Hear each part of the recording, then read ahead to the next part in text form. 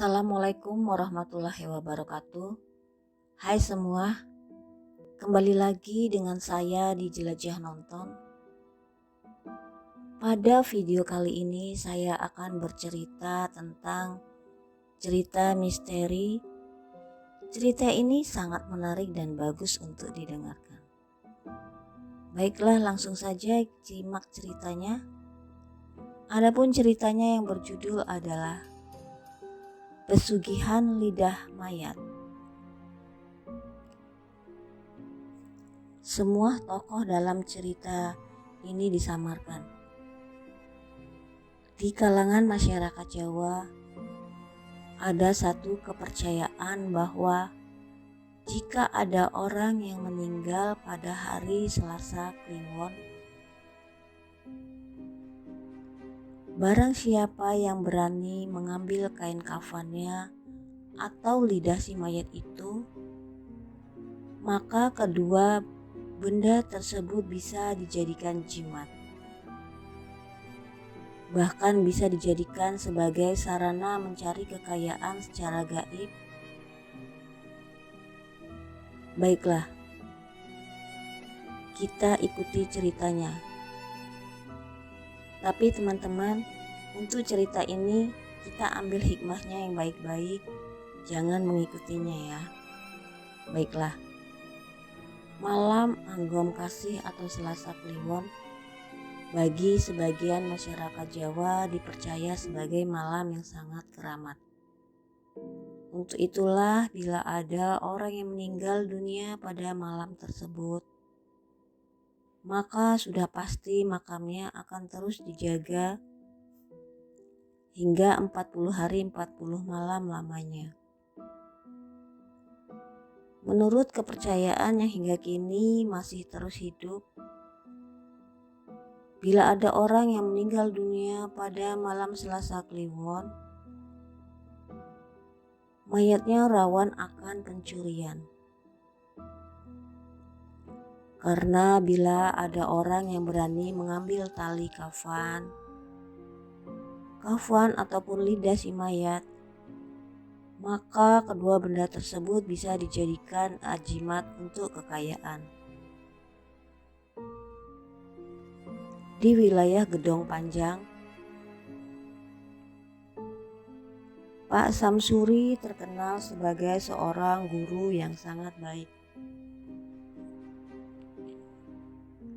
Selain berhasil sebagai seorang pendidik, ia juga berhasil dalam kehidupan rumah tangganya.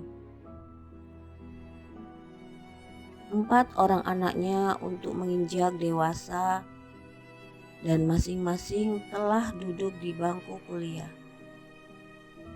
Selain tinggal bersama istri dan keempat anaknya, Pak Samsuri juga masih mengurusi ayahnya yang sudah mulai pikun akibat termakan usia. Beberapa waktu yang lalu, Eyang Karto, ayah Pak Samsuri, meninggal dunia. Setelah beberapa hari kematian Eyang Karto, sesuatu yang mengganggu pada diri Pak Samsuri mulai terjadi. Hal ini disebabkan karena sebelum meninggal, Eyang Karto memberikan suatu bungkusan kain yang telah lusuh kepada Pak Samsuri.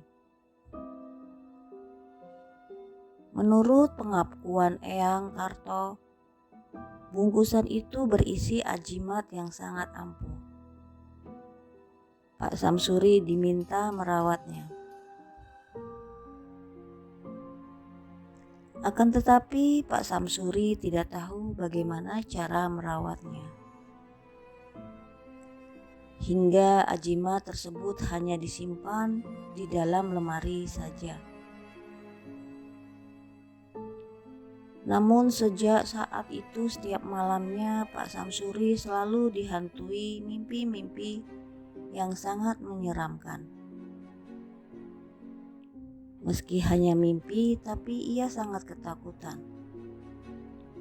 Sebab seperti mimpi itu kejadian terus berulang-ulang dengan keseraman yang sama. Misalnya Pak Samsuri merasa mimpi didatangi oleh seseorang yang terus-menerus menunjukkan lidahnya yang telah dipotong. Sebagai seorang yang selalu berpikir rasional, Pak Samsuri berusaha tidak begitu menggubris mimpi-mimpinya itu. Namun begitu, mimpi yang selalu mengganggu setiap tidurnya tersebut terus menghantuinya. Hingga beberapa hari kemudian, Pak Samsuri jatuh sakit. Ia tidak hanya merasa didatangi oleh seseorang yang menunjukkan rongga mulutnya yang tak berlidah. Tapi dalam sakitnya ia selalu mengigau bahwa seakan-akan ada orang yang akan mencekik lehernya.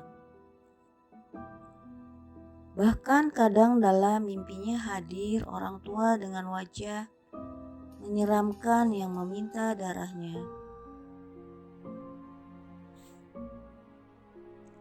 Sakit yang diderita Pak Samsuri memang sangat aneh. Menurut dokter yang merawatnya, sebenarnya jasmani Pak Samsuri normal-normal saja. Seluruh keluarga, anak dan istrinya sangat heran. Selama ini kehidupan mereka sangat bahagia. Bahkan di lingkungan desa, Gedong Panjang, keluarga Pak Samsuri terkenal sebagai orang beradab. Menurut penuturan warga desa, Eyang Karto dulunya termasuk orang yang paling kaya di lingkungan desa Gedong Panjang. Jadi tak heran kalau sekarang ini anaknya masih mewarisi kekayaannya. Demikianlah sakit Pak Samsuri kian bertambah parah. Yang lebih menyedihkan, terkadang dalam sakitnya Pak Samsuri berteriak-teriak minta tolong seperti mengalami ketakutan yang teramat sangat. Beberapa orang pintar yang didatangkan tidak ada yang mampu menyembuhkan penyakitnya. Pada saat itu keadaan Pak Samsuri sudah sangat kritis. Anaknya yang paling besar mendapat kabar bahwa di daerah Tulung Agung ada orang pintar yang sanggup mengobati berbagai penyakit. Maka mereka berangkatlah ke arah Tulung Agung untuk menjemput sang kiai tersebut. Setelah mendapat perawatan dari Pak Kiai tersebut, keadaan Pak Samsuri berangsur pulih. Menurut penuturan Pak Kiai, sebenarnya Pak Samsuri mempunyai ajimat namun lupa. Bahkan tidak pernah dirawatnya dengan baik. Mendengar penuturan Kiai tersebut, Pak Samsuri mengiyakan. Memang ia punya macam ajimat pemberian ayahnya sewaktu akan meninggal. Namun yang lebih mengejutkan Pak Samsuri, konon jimat tersebut berasal dari lidah mayat. Penuturan Pak Kiai tersebut dibenarkan oleh Eyang Parjo, kakak kandung Eyang Karto yang kini sudah sangat tua. Menurut Eyang Parjo, dulunya pada waktu masih muda, Eyang Karto sangat berambisi untuk bisa jadi orang kaya. Sehingga ia menempuh jalan apa saja untuk mewujudkan impiannya tersebut. Sekitar tahun 50-an di kalangan masyarakat Jawa khususnya, sangat percaya bila ada orang yang meninggal dunia pada hari Anggoro Kasih atau Selasa Kliwon, Bila berani mengambil kain kafannya atau yang lebih manjur lidahnya, bisa dijadikan ajimat agar bisa kaya raya. Berbekal kepercayaan turun-temurun inilah, maka sewaktu ada orang yang meninggal di hari Anggoro Kasih, Eyang Karto waktu itu langsung melaksanakan niatnya. Dan ia memang berhasil mengambil lidah mayat tersebut. Dan apakah Eyang Karto tidak mendapat teror dari arwah mayat yang lidahnya diambil? Konon Eyang Karto juga mendapat ancaman dari arwah tersebut. Namun karena Eyang Karto sudah mantap hatinya, maka mau melakukan apa saja asal bisa kaya. Akhirnya arwah yang diambil lidahnya tersebut menyerah dan minta diadakan perjanjian. Arwah yang malang tersebut menyanggupi akan membantu usaha Pak Karto. Namun ia juga minta imbalan setiap 8 hari atau 35 hari. Ia minta ditetesi darah Eyang Karto dan beberapa sesajen lainnya. Memang sewaktu Eyang Karto masih hidup, perjanjian tersebut selalu dipatuhi. Sehingga kehidupan Eyang Karto yang semula melarat berubah menjadi gemilang harta benda. Begitulah cerita Eyang Parjo, kakak kandung Eyang Karto yang sekarang juga telah berusia lanjut. Dan akhirnya atas nasihat Kiai, ajimat tersebut harus dikembalikan ke makam tempat ia dikubur.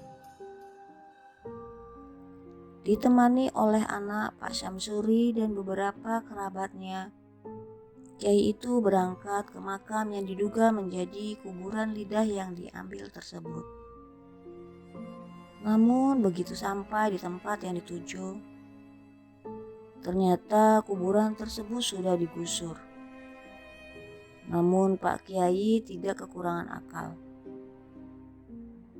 Ia mengajak rombongan kecil tersebut ke pantai selatan. Melalui ritual gaib,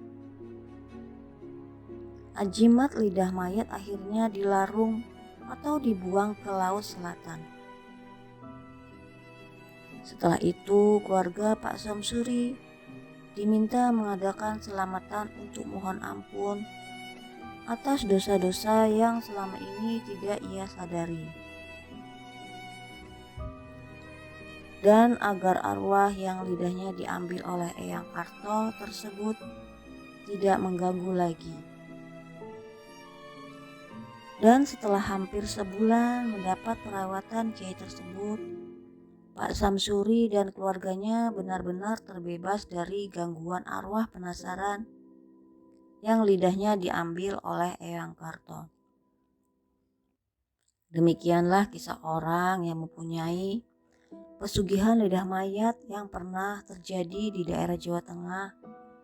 Semoga bisa dijadikan bahan renungan untuk mempertebal kecintaan kita kepada Allah Subhanahu wa Ta'ala. Baiklah teman-teman ya,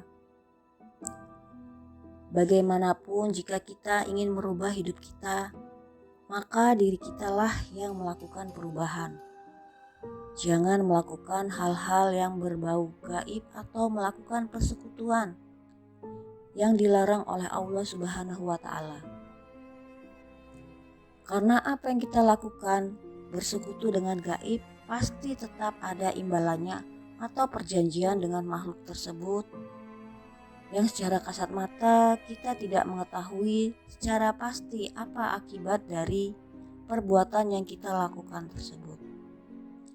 Semoga cerita ini menjadi pelajaran, kita ambil hikmahnya yang baik-baik dan kita lakukan yang disenangin oleh Allah dan jauhkan yang dilarang oleh Allah. Semoga kita menjadi manusia yang tidak syirik atau menduakan selain Allah. Terima kasih.